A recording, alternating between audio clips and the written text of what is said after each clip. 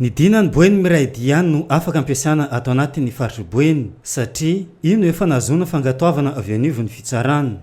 Voarakitra ao anatin'izany Dina izany avokoa ny sehatra rehetra afana mitondra fampandrosoana ho an'ny faritry Boeny iray manontolo. Azo atao ny mifampifehy amin'ny alalan'io Dina io ary efa miasa izany.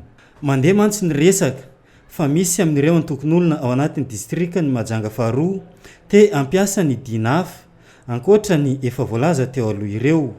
Tsy ekena izany hoy ny solotena avy anivon'ny faritry Boeny.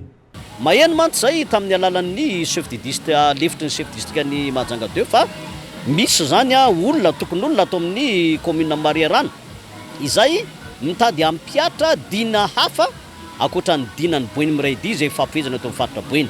Io moa le antsoina zareo hoe Dina Besabo. Tsara manamarika fa idina io dia tsy dinan'ny faritra Boeny fa ny amin'ny faritra hafa. Asa totrany hoe faritra Sofia nga izy zany. Dia misy zany antokon'olona sasany izay mitady io ny tediavin'ny zareo ampiarina ato amin'ny commune ny Mariarana fa tsy ny Dina Boeny Miray zay efa mipetraka ary nahazoana lalana tamin'ny fitsarana.